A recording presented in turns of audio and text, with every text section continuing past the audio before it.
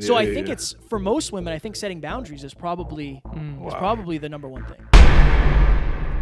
But back then, when you're new, here's the problem. When you're new, you already feel like an imposter.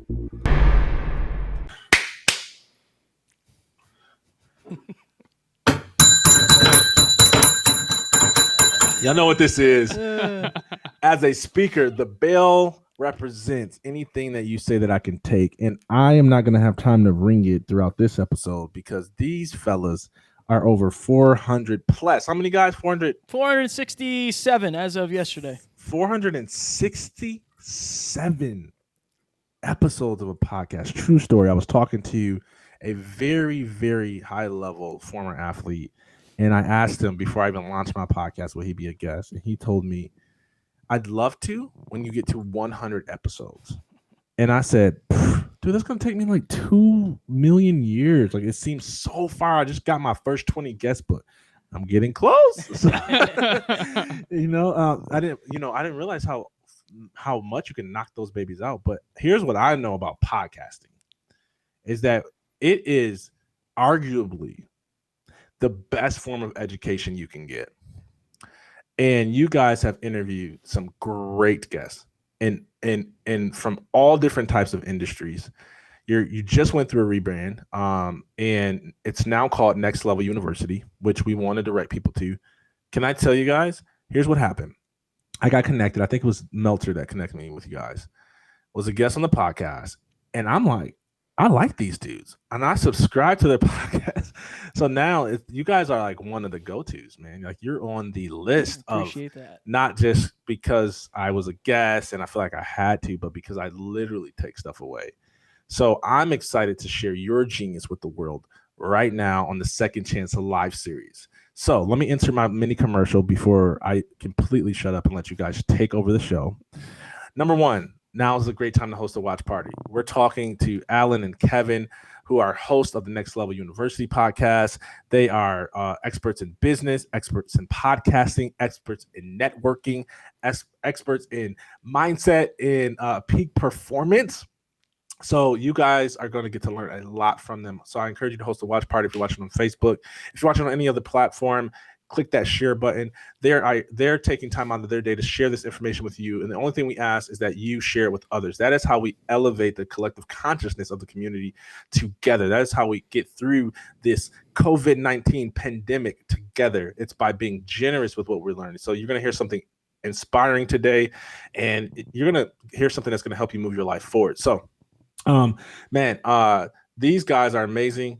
I'm just going to let them talk about, I told them specifically, I wanted them to talk about what they have learned from all their episodes and podcasts. They did this really cool podcast called the Top 10 Things that they've learned over something, over all the time that they podcast. And I was like, oh, this is interesting. And I listened, I said, man, this is phenomenal.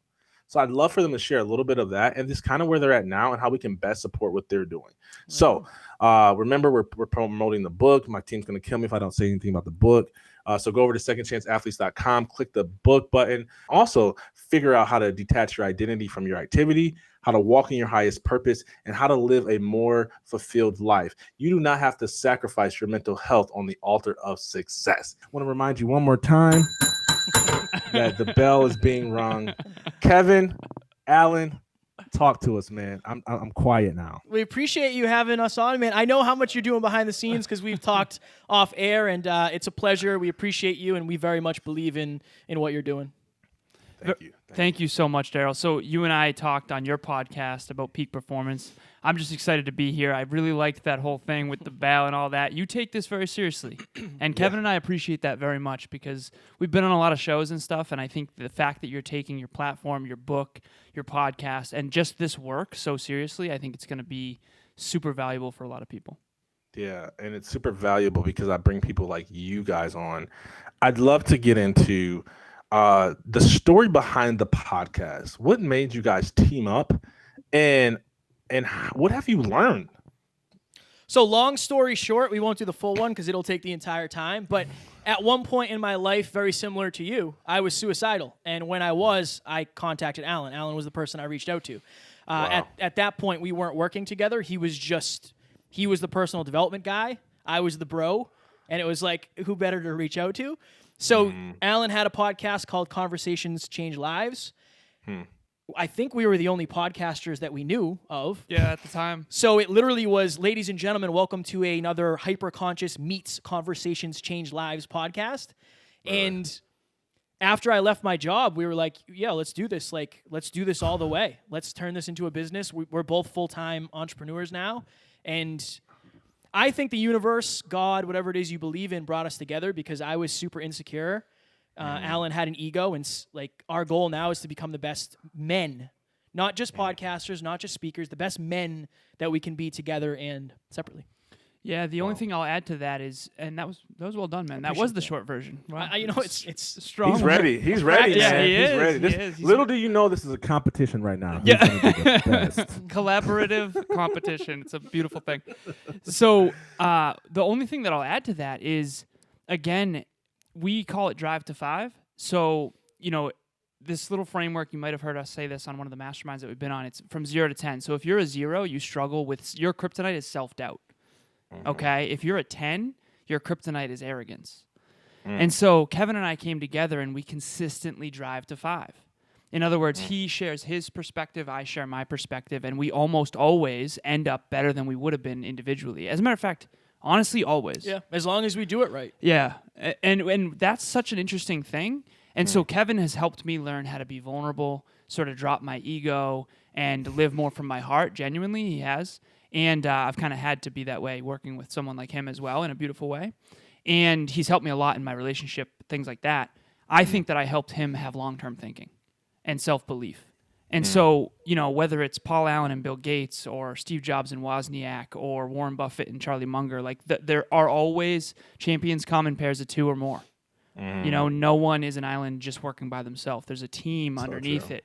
And Kevin and I are very, very blessed to work together. And, it's interesting because not a lot of podcasts have a duo like we do. And it's been a magnificent journey that's helped us both become much better men. It's a weird thing because it's like, what have I learned? I don't even know if I can tell you from the experience of, I wouldn't be where I am today if Alan wasn't part of my life. And I say that all the time. And I want to always give credit to Alan because he's changed my life more than anybody.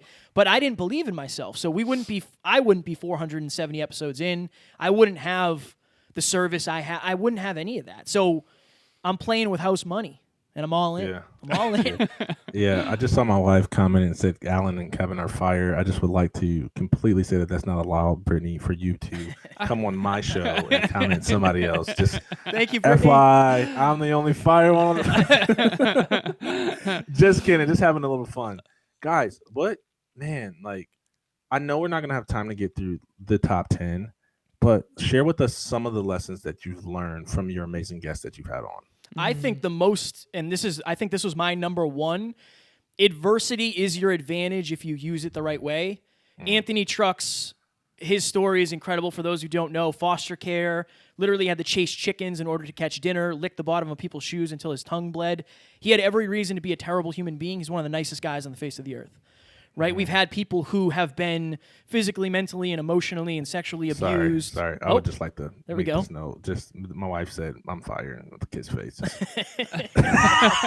All right, okay. I'm done. I'm done playing around. No, Okay. you're good. You're good. I think adversity, everybody experiences it, and depending on what your relationship is with it, if you think anything in life is going to be simple, you're in for somewhat of a rude awakening. And we have this amazing perspective. That's probably the thing that I've learned is we have this constant reminder of what's not only possible on the positive side, but on the negative side as well. So adversity is your advantage as long as you use it that way. Yeah, that one's huge. It's interesting because 400 and almost 70 episodes in, there's so much that we've learned. What is the number one thing that I've learned from one of the guests on the show was your question. There's this one thing that I learned, and I think I always kind of knew it, but this is when it really hit home because sometimes it's not just the message, it's the messenger. And Right. Michael Burt, his name's Coach Michael Burt, and he said this one simple thing from a book that I had read dozens of times, The Richest Man in Babylon, tiny little book. And it basically said that success comes down to good decisions, but your decisions can only be as good as your understandings. And so before Next Level University, the rebrand, we were called the Hyperconscious Podcast. And what that meant is to be acutely aware. So Kevin and I, for the last 470 episodes, our goal always was to become more aware, more self-aware, and more aware of how things actually work. And so I've kind of really leaned into that since Michael Burt said it. And, you know, you can want to be in shape all you want, but if you don't know how, you don't know what decisions to make. If you don't know what's important, you know, I have the 5 pillars: sleep, hydration, nutrition, training, and mobility. Like, those are the things that matter. But if you don't understand them, if you don't have a deep understanding, you're not going to be able to be successful. And then you're not going to have as much self-esteem or self-belief, and then you won't even try. And I think a lot of people are stuck, and so that's what we want to help people do, is get to the next level through learning. That's why we rebranded to university, is because you're here to learn. Filters and magnets, too. We had a guest named Dr. Nikki Starr, and she said, you're going to filter out the negative, and you're going to magnetize in the people that you should be connected with. And this is a great example, right? We connected with you through somebody who the only reason we connected with is because we set these goals, right? It's all connected, and one decision can change everything. Everything. That's another takeaway for sure. Yeah. Everything, man. Dude, so powerful already. If you guys haven't already taken a bunch of notes, now's your time. Get your notepads out. If you're driving, don't do that because we don't want to get sued. Right. But hit the share button. You can do that just real quick at the next light. Hit the share button because we want to share their goodness, their greatness with the world. Talking to Alan and Kevin from the Next Level University podcast. Oh, see how I caught myself there? So make sure you guys go and check them out, man. Great guys, great content. Let's talk about this concept of guests, right? You talked about the importance of great guests, great messengers. And there's a bunch of people that I know, especially in the speaker world, that COVID hit, took away all of their in-person speaking engagements. My hands raised, right? And then they go on this podcast tour, which is honestly how we met, right? So we go on this podcast tour, but a lot of them are like new to podcasting. What would your advice be to the people that are trying to land larger networks, episodes, platforms, and how can they really show up and be a great guest? You could start. So the first and foremost thing is, like, the brand is bigger than the person. And what do I mean by that? This is something that I've learned. So we're not going to hire Eminem for $100,000 to come and coach us on fitness, but we will hire him for $100,000 to come and rap. Okay, so the thing that you got to understand, if you do want to succeed in podcasting or in this space, you got to start the train rolling, start small, and then never let the train stop. If you can't be consistent with your podcast, you're not going to win. You just won't. Like, some people do seasons and all that, and I don't want to hate on anybody's show or anything like that, but one thing that I did notice, and I'll just tell a brief story here. So my girlfriend started a show called the Why Power Podcast. And it's honestly awesome. I've listened to every single episode. And they're 20 episodes in. But at the very beginning of her journey, she's co-hosting it with a dear friend and client of mine, dear friend of Kevin's as well. And we were actually on their show, which was awesome. First episode, first guest. First guest episode. Yeah, I think it was episode 6. And that was an unexpected dream come true. But I told Emilia this. I said, sweetheart, if you and Bianca, first of all, you're both beautiful. You're both intelligent. You're both incredible. You're both driven. If you two can do an episode a week forever, there's no version where you don't crush it. If you can't, and I mean this with love, there's almost no version where you do. Wow.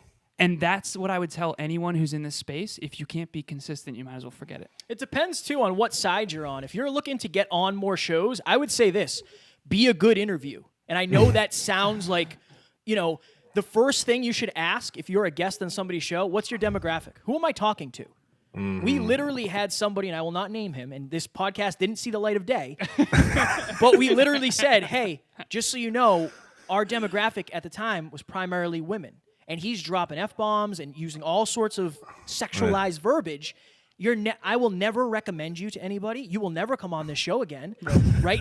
You're another great example. Now look. It wasn't Darryl. No, it wasn't Darryl. It wasn't Darryl. He's going to go check and see if it dropped. Thank you for clearing the air. Yeah, right. But you're a great example of, you gave us an amazing interview. You reached out after. You're like, hey, Kev, I love to rap sometime. Like, we built a relationship. So if you're trying to get on more shows, make sure that you know exactly who you're talking to. If you're trying to get better guests, make sure you ask fire questions.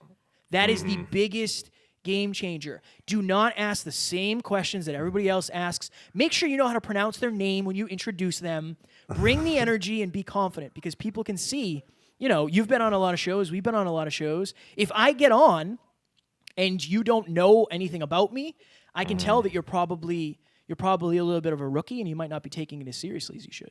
Yeah. That's so funny, man. And I think that's one of the things that makes Tom's Impact Theory, his podcast, just so one of the best, because of the level of research that goes into it, right? Right. And for me, when I was a guest on yours, and I don't know, that probably was like my 15th, 20th one, and as part of the tour that I was going on, and it was refreshing, man, because to me, I could tell you guys definitely did your homework, but also you came asking for specific things that you wanted to get out of my story, right? Not knowing where it would necessarily head, but being like, hey, this is interesting about your life. Talk about that a little bit more. Whereas most people, not most people, but like some of the ones that I went on was just like, tell me your story, and so by the time I get done telling that thing, we don't get any further than that, man. Dude, that's powerful. Anything else you guys want to add to that before I move to my next question? So I do have one, and this came up while Kevin was talking, just in my consciousness, and it's if you want to be in this space, you're going to have to learn how to master the art of communication. And you and I talked actually after the show, after I was on your show, and you said, dude, and I really appreciated this. I actually told Kevin about it. I really appreciated this. You said, yo, you are an elite speaker. Like, you need to get on more stages, man. And then you and I brainstormed about that. Right. But it's a craft. It really is. You have to get good at storytelling. You have to understand what nuances and long pauses and tonality. Here's what I'll say. We've had guests on our show who have, picture like if you're a singer, there's a full range. You can do opera, you can do high notes, you can do low notes. You have a full range because you're a good vocalist. In speaking, it's the same type of deal. I know some speakers who have come on our show, and I asked them a question where I was hoping they might go vulnerable and touch their own heart, and you can kind of tell they can't go there. They have this one note that they just keep hammering. And they're great. They're great in that, exactly what I'm talking about. They're great in that little spectrum, but they don't have the range. Yeah, and that's so good. If you want to be world class in this specific space of communicating, you're going to have to be able to go into each of those. You got to be able to go into your soul, go into your heart, go into your head, and then also just like get really passionate too. If you're always high energy, but you don't have that full range, it's a full range. It's a full range. So that's another thing I would say. I'd say go all in too, on either side. Go all in. If you're starting a show, podcasts are the YouTube of 10 years ago. How many people do you know that started a YouTube channel and it just went, I got 7 videos in? Most podcasters make it between 7 and 21 episodes before they call it quits. You got to go all in. You have to go all in because this is a serious thing, as you very well know. Right. I'd love for you guys to talk about just the business relationship because, the content needs to be fire, but there's a back end that like actually supports as well. And I know because, I export on my back end. And so I recognize the importance of audiograms and quotes and all that stuff. So talk about that. I know Kevin that's kind of one of your niches, but how important is the back end of the podcast as well? I always tell people, like, you can have the best podcast in the world. If nobody knows about it, it doesn't matter. So many people are afraid to say, like, I'm a podcaster. This is the name of my show. Oh, I don't want to spam people on Facebook. If you have a positive podcast, you're not spamming anybody. You're sharing a positive, valuable message. Yeah. So I think the back end has kind of been my baby since the inception, really. Like, Alan does all the numbers, a lot of the numbers, and he builds high-level relationships, and I've always done the video and the audio part. Yeah. I think we all have a great message. It's marketing. It's marketing. I could tell you what my show's about, but if I show you a fire video of me going off on the importance of habits, it's far more emotional, and you're far more likely to really understand, like, oh, that's what these guys are about. And then the other thing, in terms of like behind the scenes, I think it's super important to understand what you're good at and what you're not. You delegated. Delegate as soon as humanly possible. There is no reason for you, if you're watching this or listening, to master video editing unless you want to. Go make money with your podcast. Hold on. Ring it. It's so true. We want to be the best at everything, and you're in your own way. And like I so recommend. And by the way, I know that's something that you guys offer, so reach out to them if you need some support on the back end. See if it might be a good fit for you, and vice versa as well, because I know that matters too. Man, let's talk about your mastermind and some of the clients that you coach and the free training that you offer as well. Just in terms of coaching clients, here's one thing I know about people who coach people to get better, right?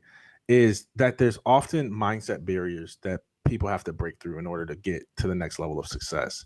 What do you find is usually the greatest resistance? Maybe if you could pinpoint a thought that keeps people stuck, what would you say is that thought? And how have you been able to help people overcome? Fear of judgment, by far the biggest. I ask my clients this. I say, where do you feel suppressed in your life? And usually, and we go really deep on these calls. Some of them are super hard mental and just like long-term strategy. Other ones are get deep in your heart. Let's figure out what's really holding you back. In this case, I'll ask like, where do you feel suppressed? And then I'll hold that space. They'll usually say, my mom or my aunt or my husband, my mother-in-law, those kinds of people. What you find is that the reason people aren't posting on social media, and I've seen no exception to this, and this is why a lot of people are okay with posting on Instagram but not on Facebook.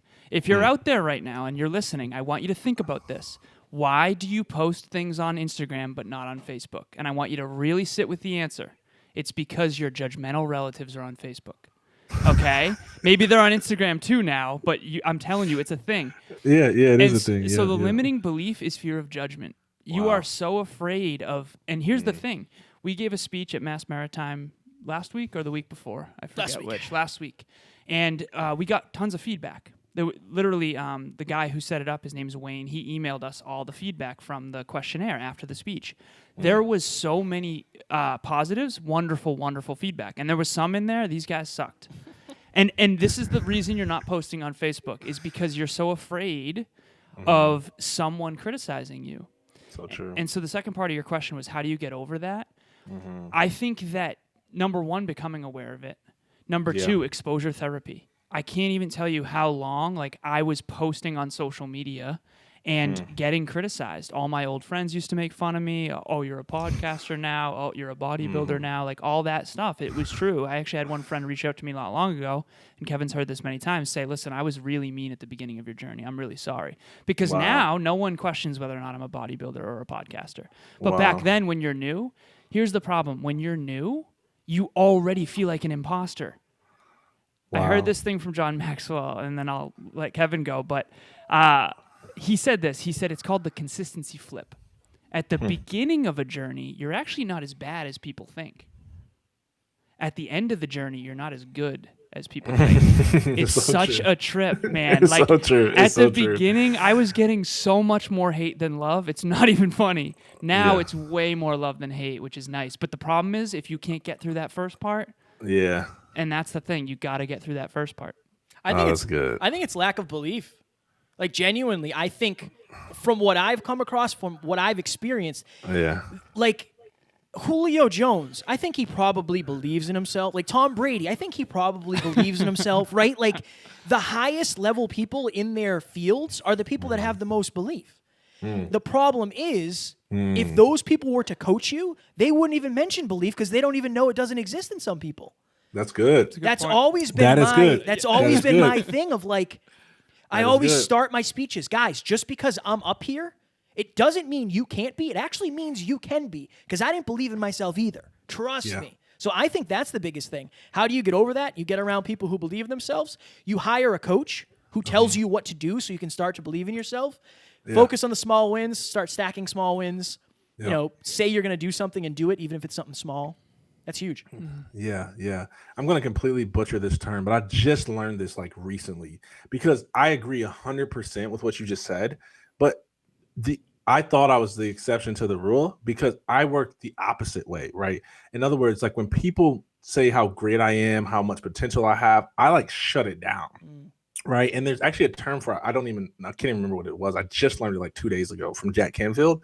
And he said that it's like reverse psychological something, right? But he said there is a hack, right? And I don't know if you guys know anything about this, but he's like, if you have the opposite effect, right, where like somebody praises you and it actually creates lower self-esteem, then what you do is you practice ETF tapping, right? And you can just search that on YouTube. And so what it does is it gets your body to respond in a different way. And he said, no fear, you can't like flip it if you're the other way. So don't worry about like messing yourself up. But he's like, that's one way to overcome that, because of his clients. He said a lot of his clients, when he was coming and trying to teach them worthiness and value and like all this stuff, there was a few who like just weren't getting any results. And he's like, this stuff works. So what's happening? Well, they reverse.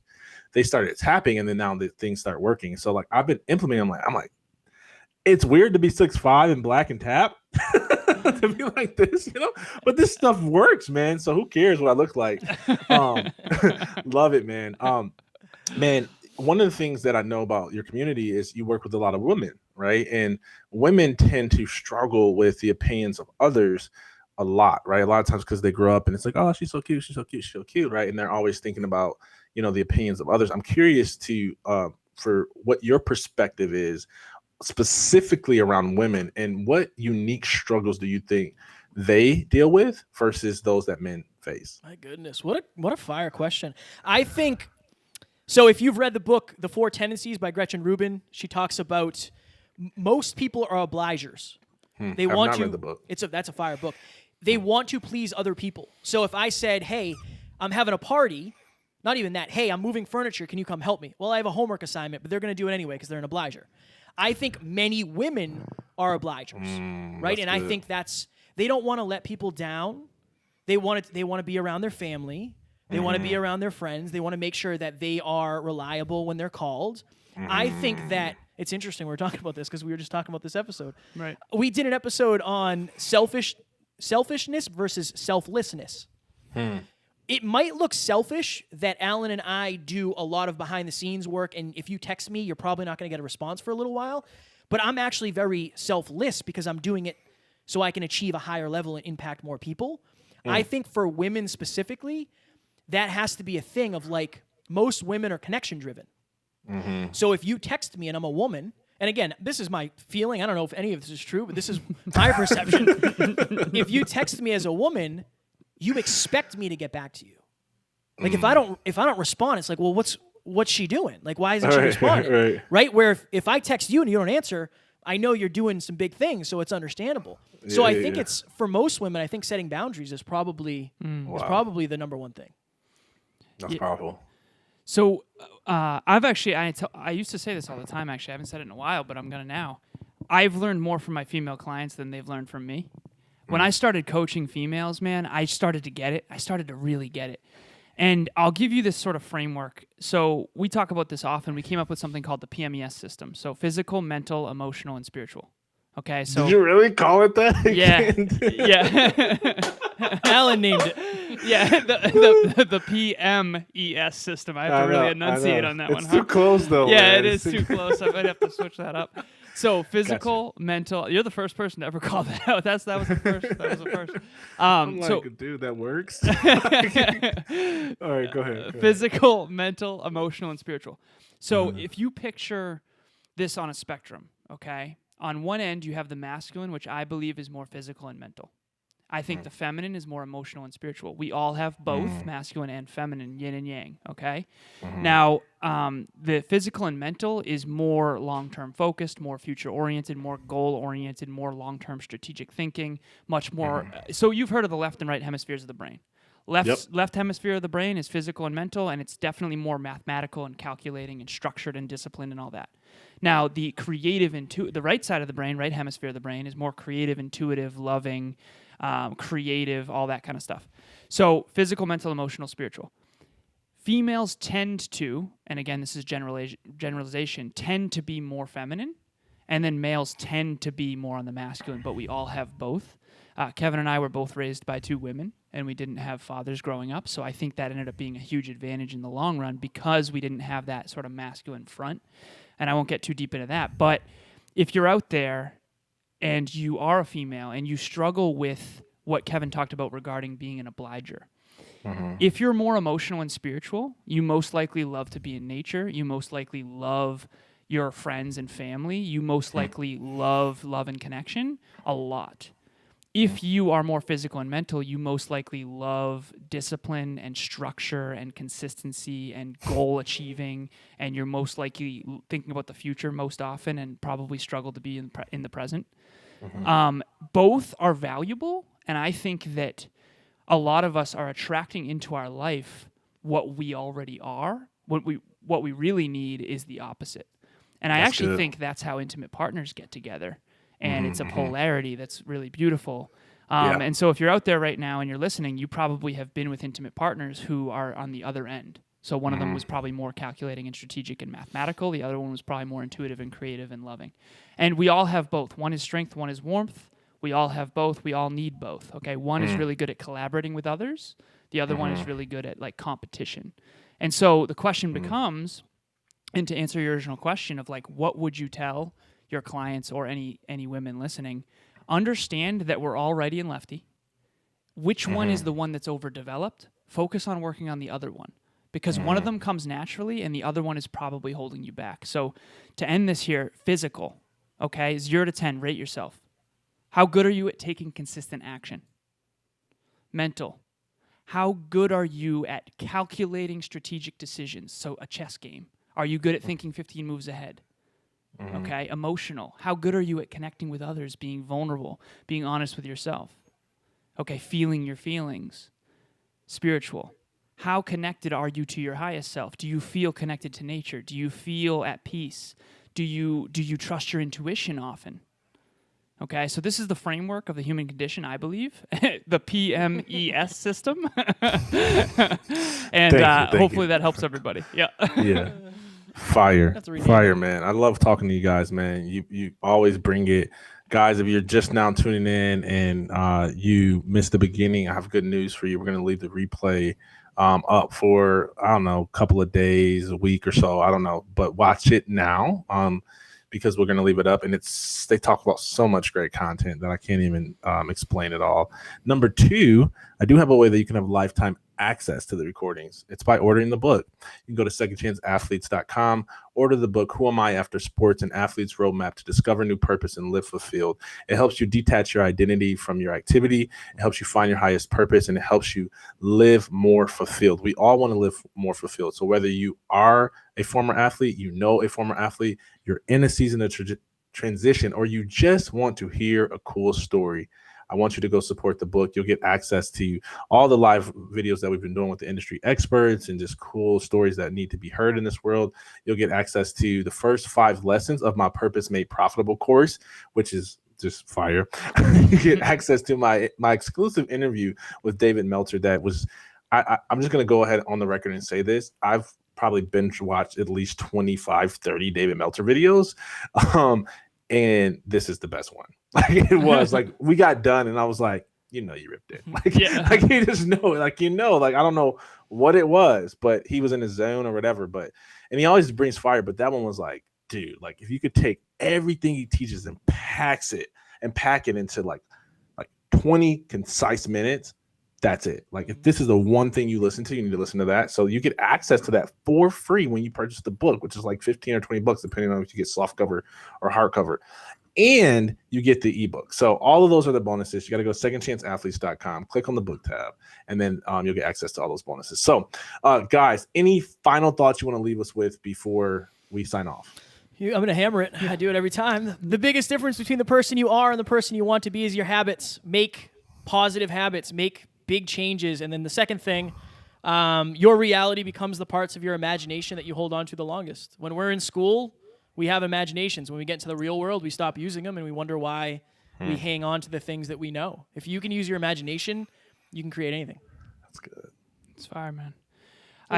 Canned responses, but No, they're good though. Those are good. Those are really good. It's especially that last one with the part of your imagination you hold on to the longest. Like the vision of yourself, the one you hold on to the longest, it will manifest eventually. It's fire. Eventually is the key word there. Eventually.